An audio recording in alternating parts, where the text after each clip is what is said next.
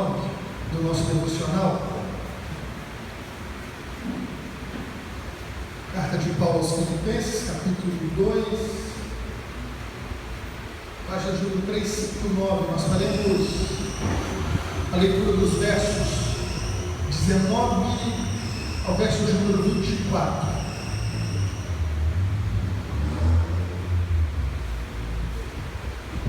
A palavra de Deus que nos diz assim: espero no Senhor Jesus, que em breve vos mandarei Timóteo, para que também eu esteja de bom ânimo, sabendo dos vossos negócios, porque a ninguém tenho de igual sentimento, que sinceramente cuide do vosso estado, porque todos buscam o que é seu, e não o que é de Cristo Jesus.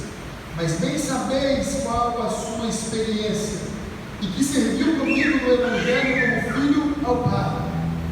De sorte que espero por enviar logo, que tenha provido a meus negócios. Mas confio no Senhor, que também eu mesmo, em breve, irei ter convosco. Amém? Com a Bíblia aberta, nós vamos, nesta noite, dar sequência ao estudo dessa carta extraordinária, a carta de Paulo aos Filipenses.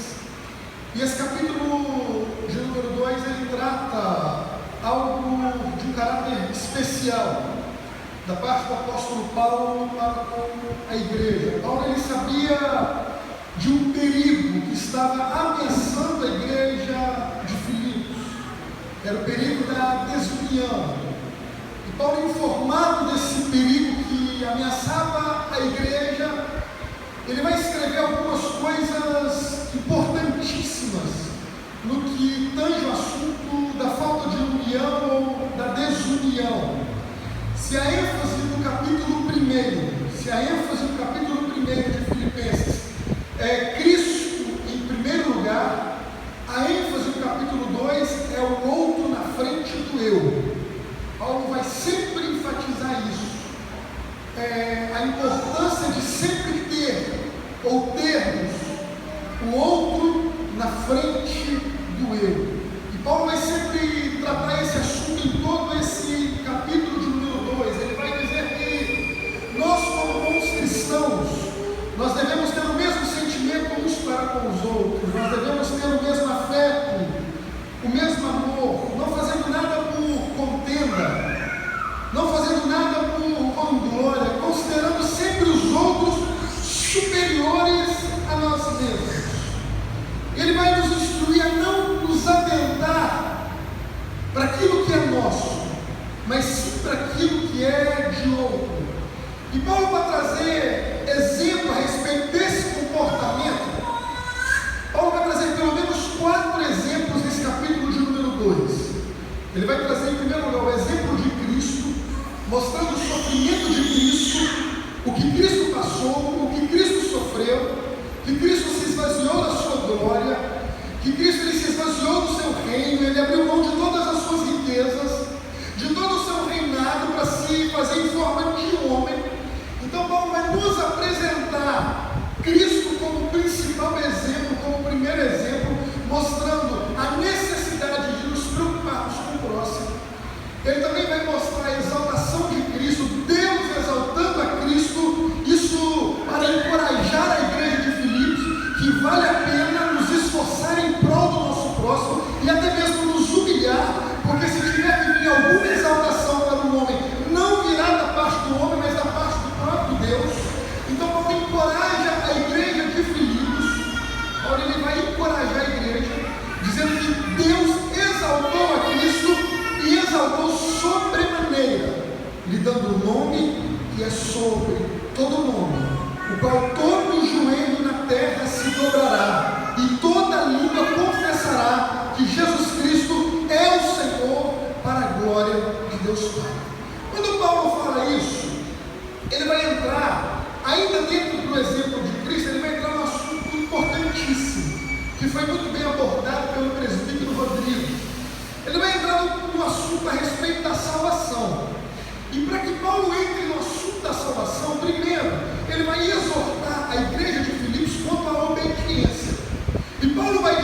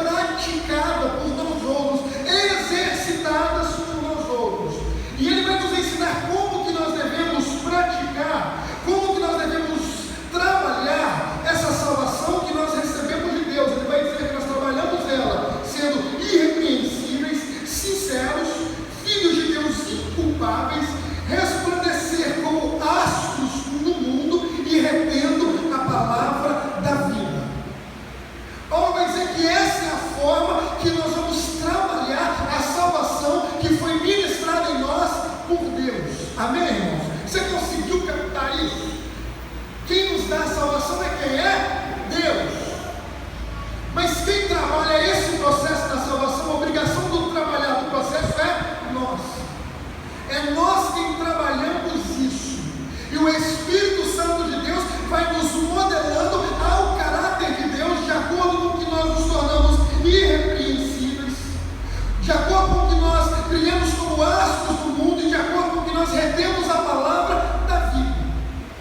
Aí Paulo vai usar um segundo exemplo para mostrar a importância de ter o outro na frente do eu. E ele vai usar a sua própria vida como exemplo.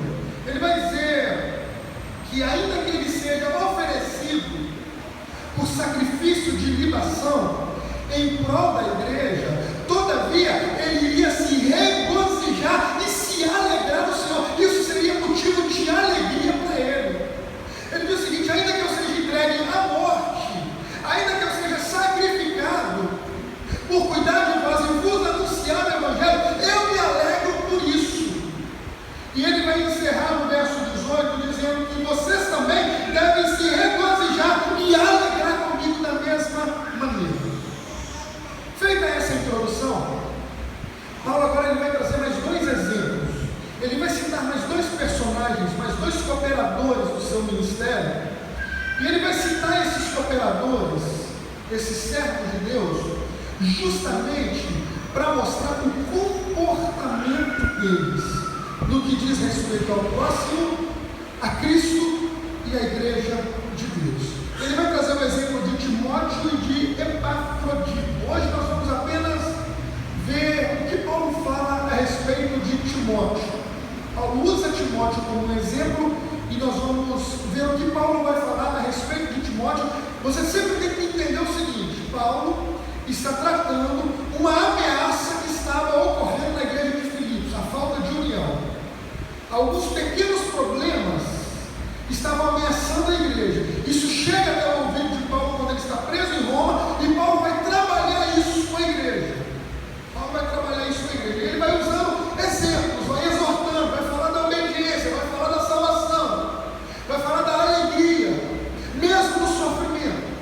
Aí Paulo vai falar agora de Timóteo. Vamos considerar algumas coisas a respeito do texto. Verso 19, na parte A, ele vai dizer o seguinte: espero no Senhor Jesus que em breve vos mandarei Timóteo.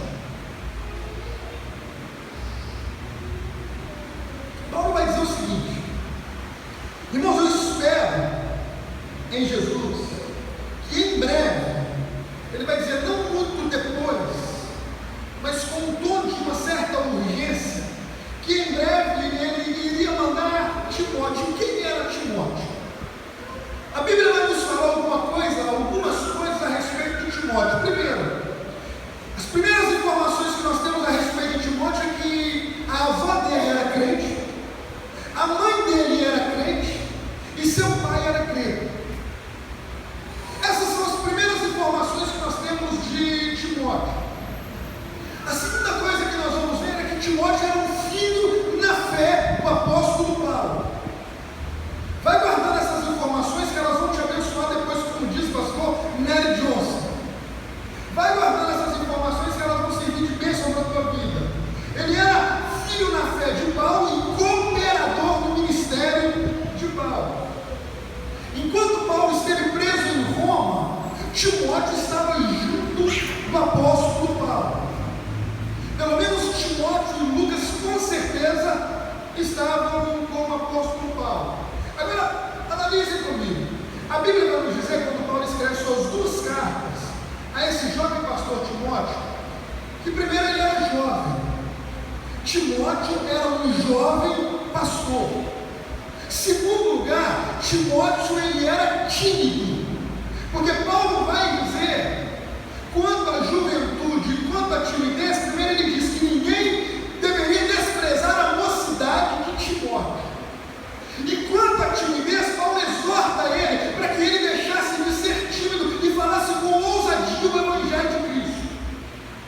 Em terceiro lugar, Timóteo era doente.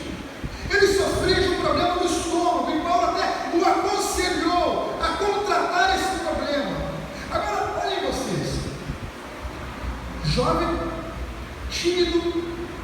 enfermo.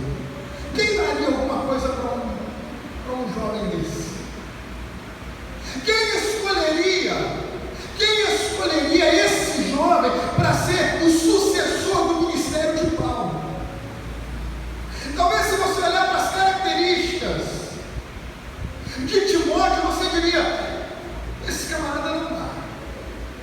Talvez, para ser sucessor de Paulo, deveria ser Silas, ou Barnabé, ou talvez João Marcos.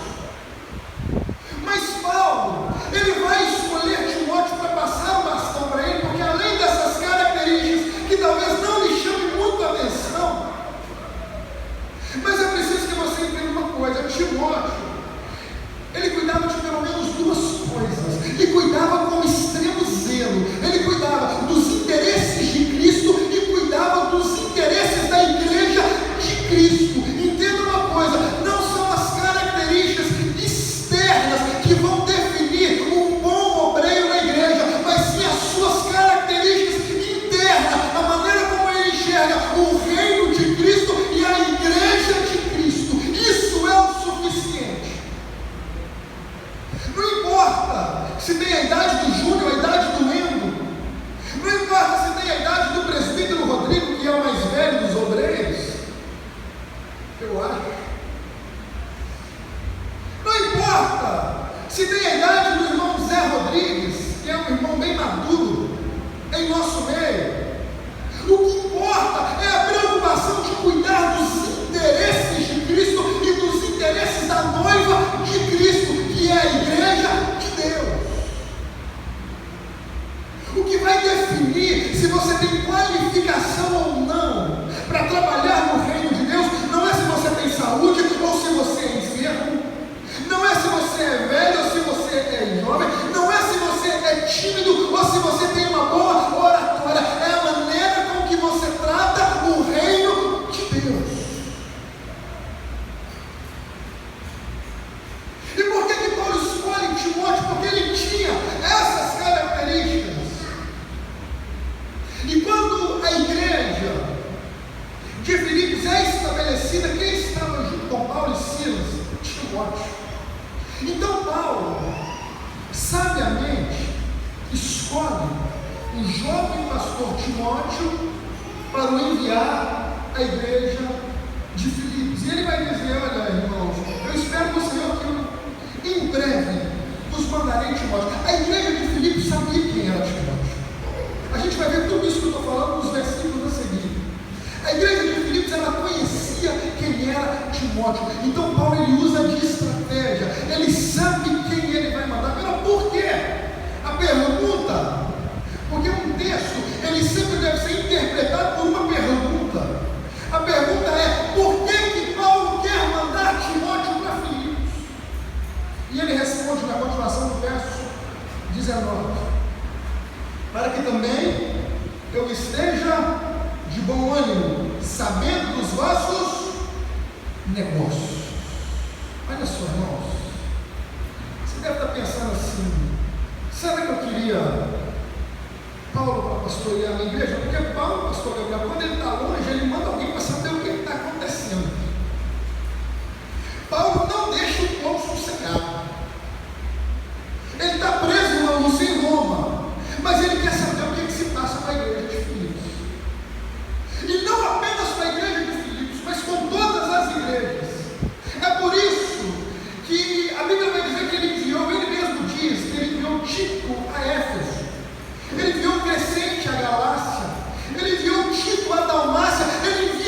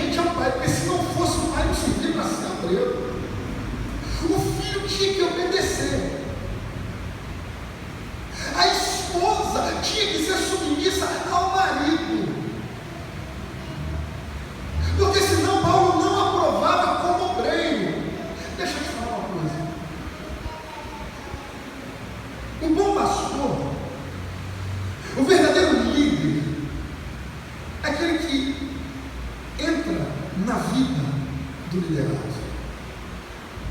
Talvez vocês devem se perguntar: por que os pastores querem saber tanto das nossas vidas? Por que volta e meia os pastores visitam os nossos lares para tomar um café, senta para bater um papo na igreja, chama para conversar depois do culto? Porque deve ser de interesse da liderança da igreja saber como anda a vida dos crentes. Isso não é ideia de pastores do tempo moderno, isso é princípio bíblico. A carta de Filipos, ela vai retratar justamente o que nós temos lutado para trabalhar ao longo dos meses. Não se assuste se volta e meia os pastores, os obreiros dessa igreja lhe perguntar como que vai com a vida, está tudo tranquilo, como que está no trabalho, como que está na escola, como que está em casa. O pastor Gabriel leva um jeito para isso tremendo. Conversa.